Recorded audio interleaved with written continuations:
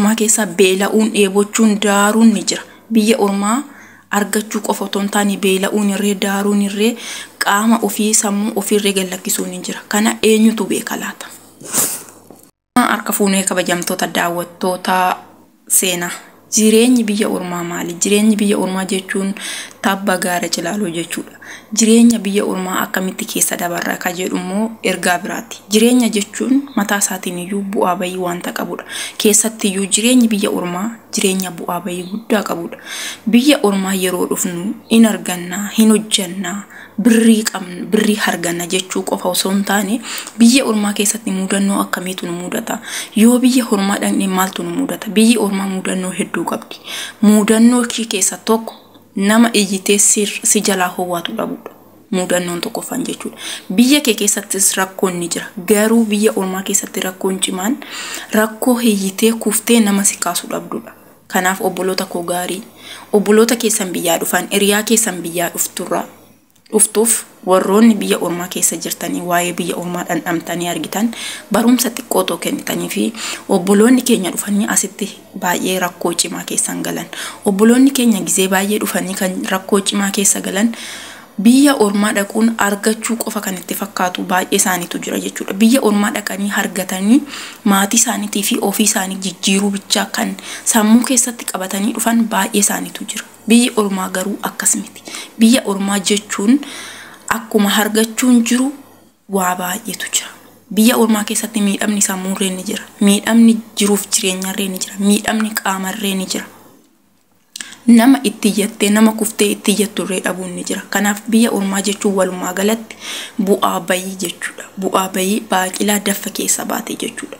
Baaqilaa daffa keessa baate ni beektu akkas jechuudha. Biyyi ormaa fi haati ormaa gara laafummaa hin qaban. Kanaafiyyuu obboloota koo gaarii biyya ormaa dhaquun nama dhibuu galuun nama dhibaa. Biyya ofii yaa gaaddisa garbuu aduun nama arguu jedhee Hacaaluu Hundeessaa namsiisaa maaru.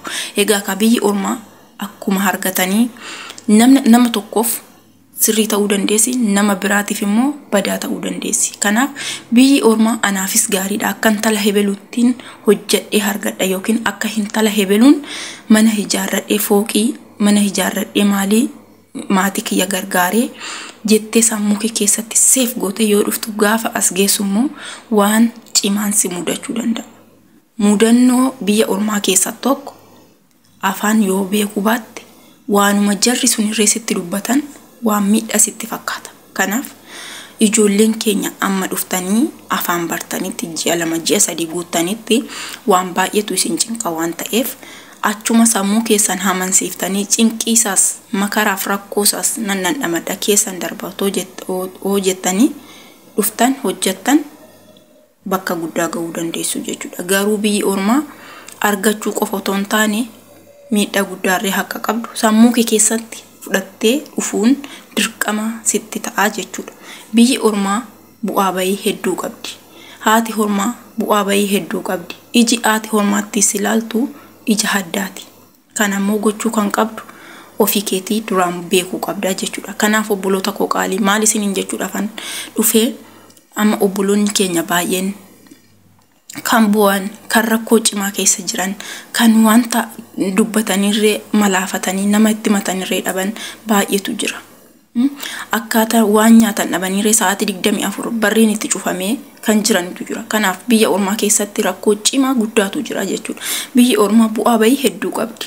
Argachuu qofa otoo hin taane kanaaf obboloonni koo gaariin beekumsa malee yookiin immoo sammuu isaanii osoo hin amansiisin biyya ormaa kana dhufanii miidhama guddaa keessa jiru, miidhama sammuu keessa jiru, miidhama qaama keessa jiru. Bakka gaafa dhufanii as gahan bakka wanti mul'atu wanta isaanitti yaadanii dhufanii miti gizee baay'ee dubbadheen jira obboloota koo gaarii. Kanaafiyyuu ijoolleen keenya biyya ormaatti dhuftan keessatti warri biiroo dhageettiin qaban warra biiroorraa jechuudha. Warri biiroo isaanii dhaggeeffatan rakkoon kee maali jedhanii gadi qabanii gaafatan. Bakka hojii isaanii dirqama bichaa akka waan kun intiniitti dhufanii dirqama isaanii bakka mana sana keessatti yagitti hojjechuu qabda kan jedhan bichaadha warri biiroorree kan itti man otoo ijoolleen keenya rakkoo keessa jiranii obboloonni meeqa otoo bo'anii jechuudha. Kanaaf obboloonni meeqa otoo bo'anii rakkoo cimaa keessa waan amma gaafa lubbuun isaanii bahee riippi jedhamanitti warroonni irraanfatamanitu jira jechuudha. Kanaaf iyyuu obboloota koo gaarii biyyi ormaa gaarummaa hin qabdu. Nama tokko laaltee anaafis akkas ta'a jettee dhuftee aseeroo geessuu miidhaa guddaan situ sirra ga'a. Kanaaf iyyuu obboloota koo gaarii barumsa sin barbaachisa. Biyyaa bahuudhaan dura barumsa idilee yookiin immoo barumsa yuunivarsiitii kolleejjii barachuu hin qabdu. Gaafa biyya ormaa dhufte maaltu akkasii mudannoon maaltu akka jiru, argachuu ramuu dhabuunis akka jiru, beela'uun akka jiru, rakkachuun akka jiru beekuu qabdu jechuudha. Biyya ormaatti beela'uutu jira, rakkachuutu jira, daaruutu jira, sammuun kee goggoguutu jira, qibaatii dhabuutu jira, vaaziliinii dhabuutu jira, waan baay'eetu jira jechuudha. Biyya ormaa keessa rakkoo cimaatu jira. Amma namoonni ijoolleen baay'ee yeroo dhufan bakka biyya ormaa dhaqnee haddaannee dibannee filannee mataan keenya rifeensi keenya gaara ga'ee daka ga'ee jedhanii sammuu isaanii keessatti seef godhanii kan dhufantu jira. Akkasii miti. Biyya ormaa keessatti beela'uutu jira, daaruutu jira, dheebochuutu jira, sammuudhaan dararamuutu jira, qaamaan dararamuutu jira. Mana fincaanii keessatti sitti cufameetoo mana fincaanii keessatti rakkoo cimaa arguu dandeessa. Bakka hirriba dhabuu dandeessa. Kanaaf iyyuu biyya ormaa keessatti miidhaa guddaatu jira. Faayidaa bichaa otoo hin taane miidhaa guddaatu jira. Faayidaan isaa harka 100 keessaa harka 10 yoo ta'edha. Namni biyya ormaa keessatti carroomee nagaadhaan hojjetee waan yaade argatee biyya isaatti galu jechuudha. Kanaaf sammuu keessan amansiisuun rakkoon isoo dhufee rakkoo hamaata sana mataa kee otoo sammuu kee boloon isaaniikin hojjedheen gara biyya kootti gala yoo jette sammuu kee biyyatti amansiisee dhufuudha. Biyya gaafa dhuftu garuu sammuu keetiin bakka ani argadhee akkan tala hebelutti hojjedhee sammuu kootiin bakka eenyudhuma ol caalee tokko galuun qaba jettee yoo sammuu kee amansiifte gaafa dhufte wanti sun yoo siif ta'uu baate sammuu keetiin ceeqamuu hin qabdu. Sammuu kee bilisa baasuu qabda jechuudha. Boru nama biraati, boru guyyaa biraati waan ta'eef. Kanaaf iyyuu biyya ormaa keessatti daaruunis hin jira, dheebochuun beela'uun hin jira waan ta'eef obboloota koo gaarii gaafa biyya keessanii baatan mudannoo hedduun akka biyya ormaa keessa jiru beekuun dirqama isinitti ta'a jechuudha. Kuni dhaamsa seenaati. Warroonni seena keessan dhaggeeffattan waan kana obboloota keessan hiriyaa keessaniif sheer godhaa qoodaa fi biyyi ormaa bu'aa bahii hedduu qabdi. Biyyi ormaa qormaata hedduu qabdi. Biyyi ormaa sammuu ofiirree dhabuun ni jira. Qaama ofiirree dhabuun ni jira. Kanaaf iyyuu obboloota koo gaarii bakka jirtanitti waaqayyoon koo isin haa eegu, bakka jirtanitti rabbiin isin haa eegu. Hojjettanii nagaadhaan akka biyya keessan galtan rabbiin waa gargaaru isin haa gargaaru.